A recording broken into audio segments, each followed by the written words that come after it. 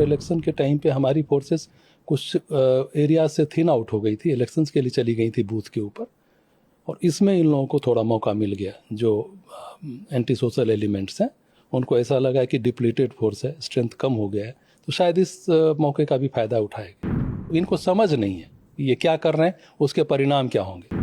हथियार है इनके पास, हथियार कुछ लोकल मेड भी है, कुछ बाहर से भी आए हैं, कुछ हथियार लूटे भी गए हैं। आगे इंश्योर करेंगे कि अगर कोई ऐसी हरकत करेगा तो हमारा नुकसान नहीं, उनका नुकसान, और उनका अच्छा खासा नुकसान हो। ये हम सभी के लिए बड़ा दुखद था, और पिछले 1 वर्ष से सीआरपीएफ की काफ़ी संख्या में यहाँ डिप्लॉयमेंट रही है और बहुत तरह की ड्यूटीज़ हम करते रहे हैं। ये पहली बार ऐसा हुआ कि हमारे दूर दराज के कैंप के ऊपर यूजीज़ ने अटैक किया, और कैंप का लोकेशन ऐसा कुछ था कि उनको मदद मिल गई कैंप के अंदर घुसकर हमें नुकसान पहुंचाने में। इस बात का हमें दुख है। साथ ही साथ मैं ये भी कहना चाहता हूं कि हम पता करेंगे कौन थे, और उनको बहुत जल्द will bring them to justice. Sir, जब से लोकल सपोर्ट उन लोगों को मिलता है, मिलिटेंट्स को, उस बारे में अगर आप डिटेल में बताना चाहें। जहाँ तक आप मणिपुर के प्रॉब्लम की बात करते हैं, मणिपुर का प्रॉब्लम कई डिकेड्स से है, और सीआरपीएफ का डिप्लॉयमेंट भी यहाँ कई डिकेड्स से, 80s से है। और तब से हम लोग, मैं अपने सीआरपीएफ की बात करता हूँ, एंटी इंसर्जेंट ऑपरेशंस भी करते आ रहे हैं, लॉ एंड ऑर्डर ड्यूटीज़ भी करते आ रहे हैं, और वाइटल इंस्टॉलेशंस की सिक्योरिटी भी करते आ रहे हैं। साथ ही साथ वीआईपी सिक्योरिटी भी देखते आ रहे हैं। ये 3 मई 2023 से पहले की मैं बात करता हूँ। उसके बाद से जब एथनिक क्लासेस हुए, फिर अचानक से सीआरपीएफ की काफ़ी कंपनीज इंडक्ट हुई, और सबसे पहला हमारा रोल ये था कि जो एथनिक क्लासेस हो रहे हैं, घर जलाए जा रहे हैं, आपस में एक कम्युनिटी दूसरे कम्युनिटी के ऊपर वार कर रहे हैं, लड़ाई झगड़े हो रहे हैं, उनको कंट्रोल करने की रिस्पॉन्सिबिलिटी थी। उसको हम लोगों ने कंट्रोल किया, और उसके बाद लॉ एंड ऑर्डर को बहाल करने की कोशिश की।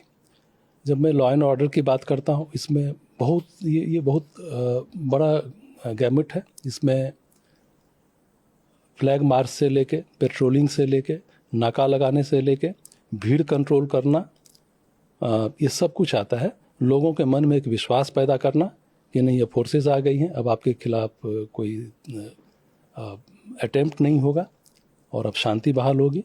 फिर से मार्केट की दुकानों को खुलवाना, ट्रैफिक को नॉर्मल करना, इन सारी चीज़ों में हम लोगों ने काम किया। साथ ही साथ कई ऐसे पुलिस स्टेशंस थे, कई ऐसे इंस्टॉलेशंस थे जिनको खतरा था, वहाँ पे भी हमने उनको सिक्योरिटी देने का काम किया, और इसमें सीआरपीएफ का काफ़ी बड़ा योगदान रहा है पिछले 1 वर्ष से। और अब इलेक्शन भी थे, इलेक्शन हुए, उसके बाद एकदम से ये अटैक हुआ, और जैसा आपने बताया कि पहली बार ऐसा हुआ कि जिसमें सीआरपीएफ के जो जवान हैं वो शहीद हुए। जी, इलेक्शंस में भी सीआरपीएफ का सबसे बड़ा डिप्लॉयमेंट था।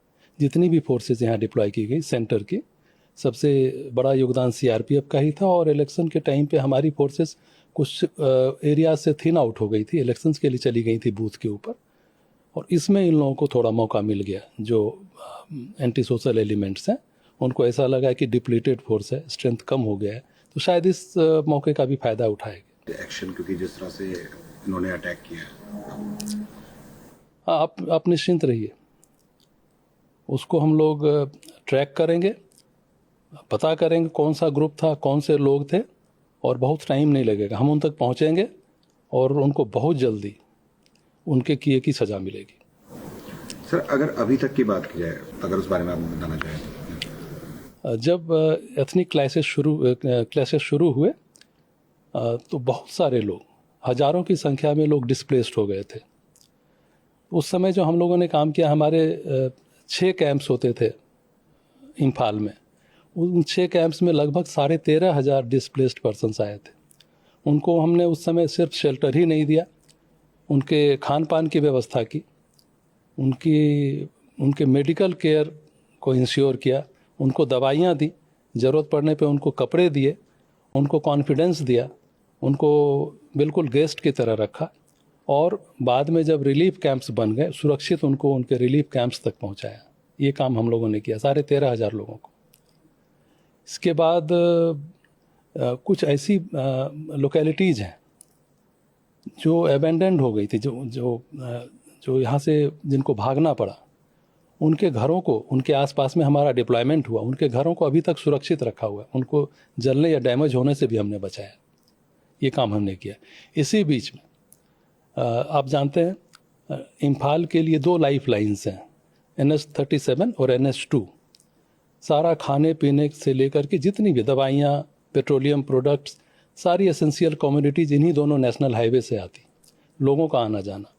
तो इन दोनों नेशनल हाईवे को चालू रखने की जिम्मेदारी CRPF के पास थी, और अभी 1 साल से हमने उसको बखूबी निभाया, ताकि यहाँ पे एसेंशियल कम्युनिटीज़ का सप्लाई अबाध रूप से हो सके और जीवन इनका बहुत हार्श नहीं हो जाए। क्या ये लोकल सपोर्ट की उससे बिना उसके हो सकता है? जिस तरह से अटैक हुआ, लोकल सपोर्ट कहीं ना कहीं ज़रूर इन लोगों को मिल रहा है, फोर्सेस के ऊपर जो इनका जो विश्वास होना चाहिए, या जो लोग इनकी मदद कर रहे हैं, इस बारे में क्या कहेंगे? अगर कम लोग हैं जो इस तरह की सोच रखते हैं, जो एंटी नेशनल या एंटी सोशल सोच रखते हैं। ज़्यादातर लोग अच्छे लोग हैं, अगर थोड़ा बहुत सपोर्ट करते भी हैं तो मजबूरी में करते हैं।